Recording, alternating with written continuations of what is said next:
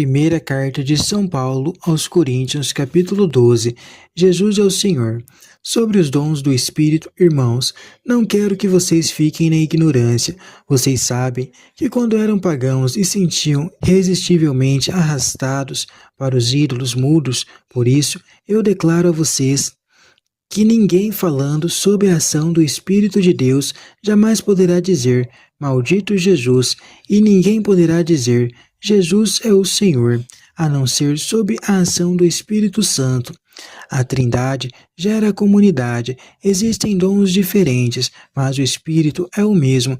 Diferentes serviços, mas o Senhor é o mesmo. Diferentes modos de agir, mas é o mesmo Deus que realiza tudo em todos. Cada um recebe o dom de manifestar o Espírito para a utilidade de todos. A um, o Espírito dá a palavra de sabedoria, a outro, a palavra de ciência, segundo o mesmo Espírito, a outro, o mesmo Espírito dá a fé, a outro ainda o anúncio e o mesmo Espírito concede o dom das curas, a outro o poder de fazer milagres, a outro a profecia, a outro o discernimento dos espíritos, a outro o dom de falar em línguas, a outro ainda o dom de as interpretar, mas é o único e mesmo Espírito quem realiza tudo isso, distribuindo os seus dons a cada um, conforme ele quer. Comunidade é o corpo de Cristo.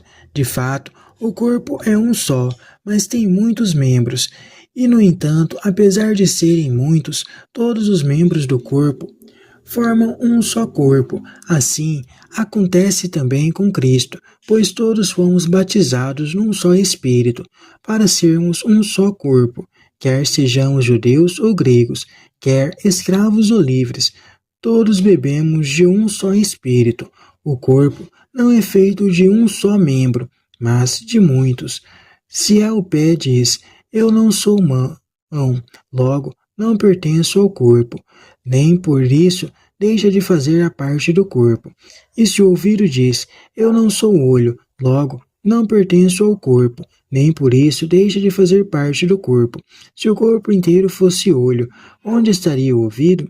Se todo ele fosse ouvido, onde estaria o olfato?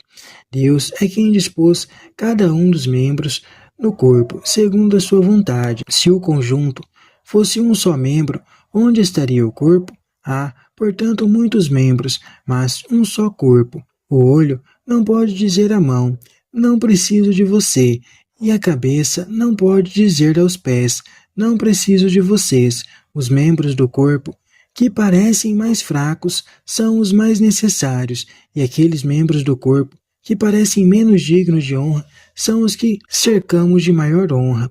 E os nossos membros, que são menos decentes, nós os tratamos com maior decência. Os que são decentes não precisam desses cuidados. Deus dispôs o corpo de modo a conceder maior honra ao que é menos nobre, a fim de que não haja divisão no corpo, mas os membros tenham igual cuidado uns para com os outros.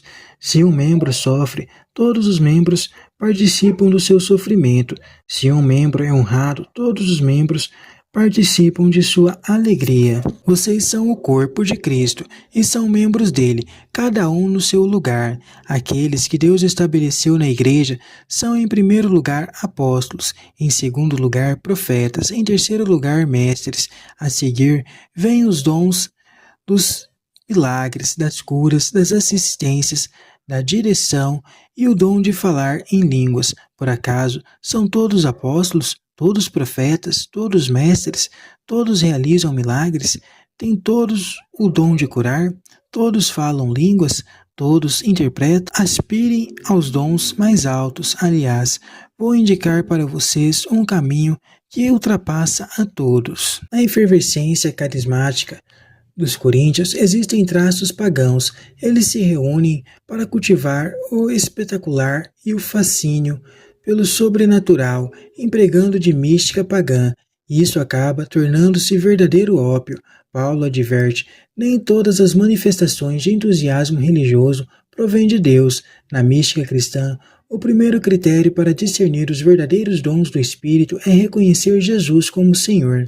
A Trindade é a base sobre a qual a comunidade se constrói. Nesta, toda ação provém do Pai, todo serviço provém de Jesus e todos os dons, carismas, provêm do Espírito. Cada pessoa na comunidade recebe um dom, ou melhor, é um dom para o bem de todos. Por isso, cada um, sendo o que é, fazendo o que pode, age para o bem da comunidade, colocando-se a serviço de todos, como dom gratuito. Desse modo, cada um e todos se tornam testemunho e sacramento da ação, serviço e dom do Pai, do Filho e do Espírito Santo.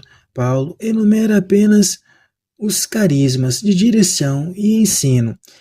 A lista não é completa, pois cada pessoa é um carisma para a comunidade toda. A imagem do corpo é usada para falar da unidade, diversidade e solidariedade que caracterizam a comunidade cristã. É una, porque forma o corpo de Cristo, dado que todos receberam o mesmo batismo e o mesmo Espírito que produzem a comunhão e igualdade fundamental. Contudo, as pessoas são diferentes entre si, cada uma com a sua originalidade, contribui de maneira indispensável para a construção e crescimento de todos. Portanto, não há lugar para complexos de superioridade ou inferioridade. O cimento da vida comunitária é a solidariedade, que faz todos voltar-se para cada um, principalmente para os mais fracos e necessitados, partilhando os sofrimentos e alegrias.